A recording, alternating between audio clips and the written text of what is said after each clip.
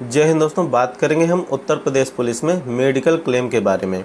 यानी यदि आप अपना या फिर अपने आश्रित का इलाज करवा रहे हैं तो उसका क्लेम किस प्रकार से लेना होता है, कौन कौन से नियम फॉलो करना है, किस प्रकार से आपको फाइल बनाना है, कैसे फाइल भरना है, क्या क्या चीज़ें उसमें संलग्न करना है, कहाँ मिलना है, किसको फाइल देना है, किस प्रकार से पूरा हम इलाज से लेकर के आपके अकाउंट में रुपए आने तक पूरा प्रोसेस इस वीडियो में डिस्कस करने वाले हैं। तो पूरा वीडियो ज़रूर देखें। यदि कोई पार्ट आप मिस कर रहे हैं तो हो सकता है आपको पूरा समझ में ना आए। तो सभी चीज़ों को मैं स्टेप टू स्टेप आपको बताने वाला हूं। जैसा कि यदि आपका इलाज चल रहा है, आपका हो या फिर आपके आश्रित पर्सन का हो, तो नियमानुसार आपको इलाज शुरू होने से 30 दिवस के अंदर सूचना देना होता है। सर्वप्रथम आप अपने कप्तान साहब के नाम से एक एप्लीकेशन लिखेंगे इस प्रकार से कि फला पर्सन के या फिर खुद का फला जगह से इस चीज़ का इलाज चल रहा है, जिसके संबंध में क्लेम लेने हो तो मेडिकल प्रतिपूर्ति इन फ्यूचर आप पेश करेंगे, उस संबंध में आपको एक सूचना देना होगा।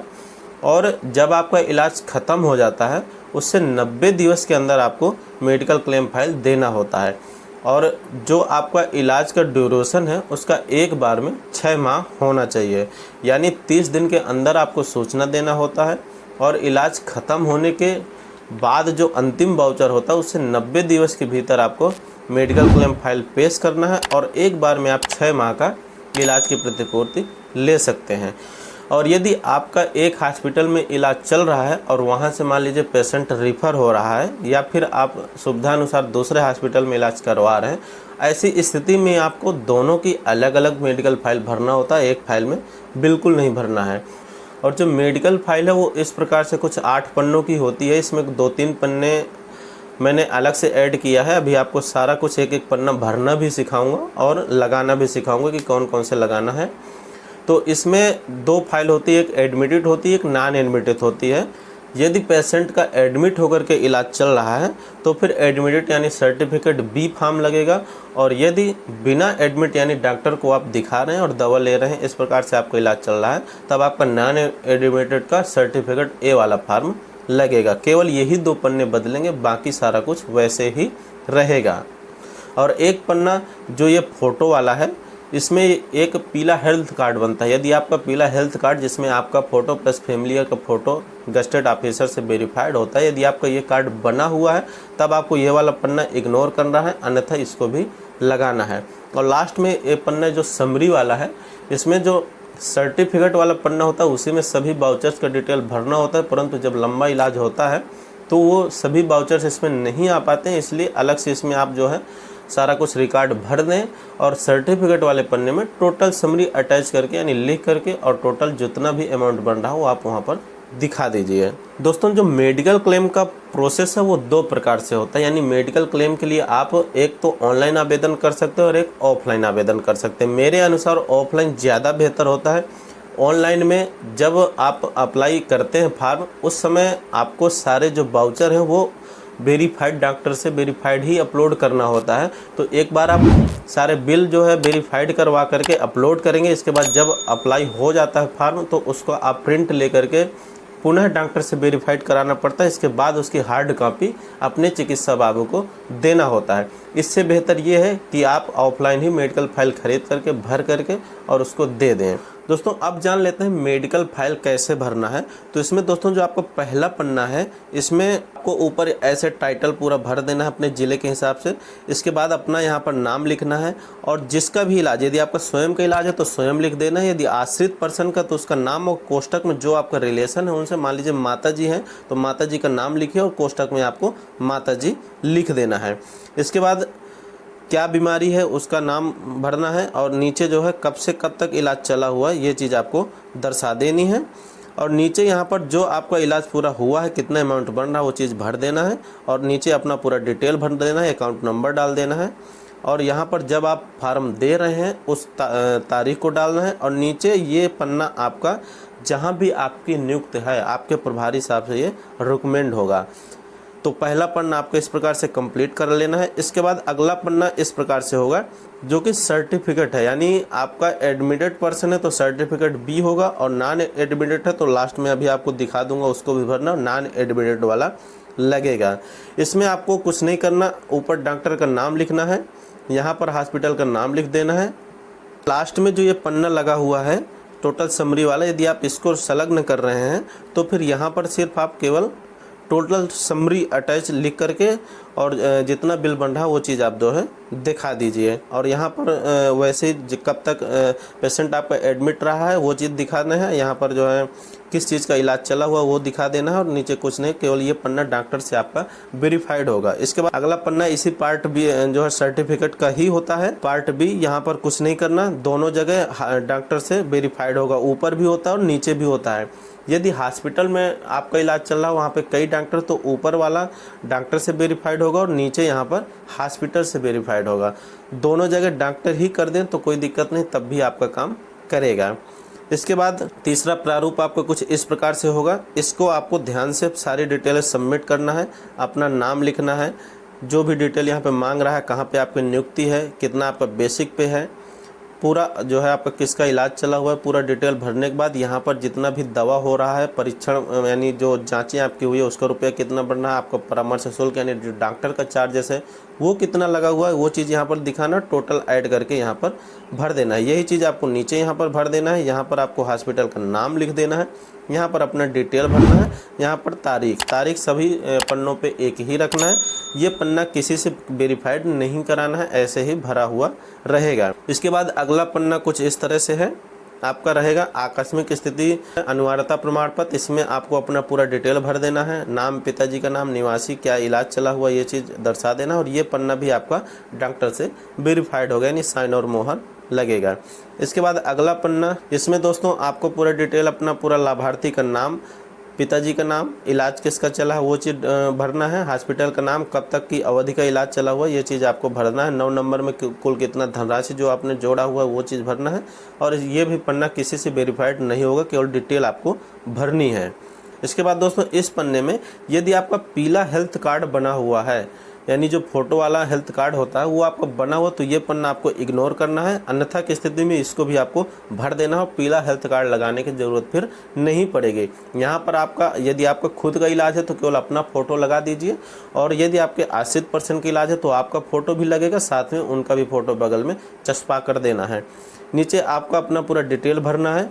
पूरा डिटेल भरने के बाद यहाँ पर अपना नाम, जन्म तिथि और स्वयं का, यदि आपका इलाज चला तो स्वयं डाल दीजिए, यदि आपके आश्रित पर्सन का है तो आश्रित का जो है क्या संबंध है वो चीज़ आपको दर्शा देना है। नीचे आपको अपने हस्ताक्षर करना है। दोस्तों ये पन्ना जहाँ भी आपकी नियुक्ति है आपके प्रभारी साहब से फ़ोटो भी प्रमाणित होगा और साथ में नीचे जो है साइन मोहर भी होगा, यानी इस पन्ने में 2 जगह साइन मोहर होने इस चीज़ का आपको ध्यान देना है। इसके बाद अगला पन्ना ये बाउचर का पूरा डिटेल भरना, जो भी आपके बिल बाउचर हैं सभी का डिटेल, क्या क्या इलाज चला हुआ सारा डिटेल आपको इसमें सबमिट करना है। और जो सर्टिफिकेट वाला पन्ना वहाँ पर आप केवल टोटल समरी अटैच करके लिख दीजिए। यहाँ पर जितने भी बिल हैं आपको अलग अलग पूरा डिटेल से जो है भर देना है नीचे तक। ऊपर अपना नाम, उपचार का नाम, क्या किस चीज़ का इलाज चला, कहाँ चला है, कब से कब तक चला, पूरा डिटेल भरने के बाद नीचे ये भी पन्ना डॉक्टर से आपका वेरीफाइड होगा। नीचे टोटल कुल राशि योग करके लिख दें। यही टोटल 8 पन्नों की मेडिकल फाइल इस प्रकार से भरने के बाद ये सर्टिफिकेट ए है, यानी यदि आपका नॉन एडमिटेड वाला फार्म है तब आपको ये वाला फार्म इस तरह से भरना है। इसमें कहीं कुछ ज़्यादा नहीं भरना, ऊपर अपना नाम पता लिख दें और नीचे डॉक्टर का नाम लिखना है और प्लस इसको भी वैसे टोटल समरी अटैच, हॉस्पिटल का नाम, कब से कब तक इलाज चला, किस चीज़ का इलाज चला यहाँ पर भरना है। नीचे जो है प्लेस और तारीख, यहाँ पर ये पन्ना जो है डॉक्टर से वेरीफाइड होगा। इसका जो सेकंड पार्ट होता है इसमें जो है कुछ ज़्यादा नहीं भरना, सिर्फ हॉस्पिटल का नाम लिखना है आपको और डॉक्टर से वेरीफाइड करा देना। या तो डॉक्टर के दोनों जगह साइन हो जाए तो भी चलेगा, परंतु यदि हॉस्पिटल में डॉक्टर साहब हैं तो फिर आप नीचे हॉस्पिटल से करवा सकते हैं और ऊपर डॉक्टर साहब से कर सकते हैं। दोनों जगह डॉक्टर ही कर देंगे तो कोई दिक्कत नहीं है, चलता है तब भी। तो ये आपको मेडिकल फाइल भरने का प्रोसेस हो गया। अब जान लेते हैं इसके साथ में क्या क्या चीज़ें आपको संलग्न करना है। तो दोस्तों आपका तो ये 8 पन्नों की मेडिकल फाइल हो गई, यानी पूरा ये 8 पन्नों की मेडिकल फाइल हो गई। साथ में जो आपने सूचना दिया था वो सूचना वाला जो प्रार्थना पत्र है उसका आपको फ़ोटो कापी संलग्न करना है। यदि आपने स्पीड पोस्ट किया था तो उसका प्रिंट आप ज़रूर लगा दें उसी के साथ में। और यदि आप फिजिकली रूप से सूचना दिए हैं तब भी आप उसकी फ़ोटो कापी संलग्न करना है। और जो भी आपका इलाज हुआ, जितने भी सारे वाउचर्स हैं, बिल हैं, वो सभी आपको इस फाइल के साथ ओरिजिनल संलग्न करना है, यानी सभी बिल आपके ओरिजिनल संलग्न होंगे। और जो भी आपकी जांच रिपोर्ट है और डॉक्टर के पर्चे हैं, यानी जिसमें डॉक्टर अपनी हैंड राइटिंग में सारा कुछ मेंशन करते हैं, वो पर्चे आपके हो गए। और प्लस जो जांच रिपोर्ट हैं वो सभी आपको फोटो कॉपी के रूप में संलग्न करना है, क्योंकि इन फ्यूचर यदि आप इलाज करवा रहे हैं या कोई आपको समस्या होती है तो आपकी रिपोर्ट और जांच के जो पर्चे हैं डॉक्टर के वो सभी ज़रूरत पड़ जाती है। इसलिए उसकी ओरिजिनल की ज़रूरत नहीं है यहाँ पर लगाने की, सिर्फ आप उसका फ़ोटो कॉपी लगाइए। परंतु जो बिल है आपके ओरिजिनल वो सभी आपको ओरिजिनल ही लगाने हैं। तो आपको समझ में आ गया होगा कि 8 पन्नों की मेडिकल फाइल और प्लस सभी ओरिजिनल बिल और सूचना वाला जो आपका प्रार्थना पत्र है उसकी फ़ोटो कॉपी, ये चीज़ें आपको संलग्न करना है। सभी पर्चे और जांच रिपोर्ट की फ़ोटो कॉपी संलग्न करना है।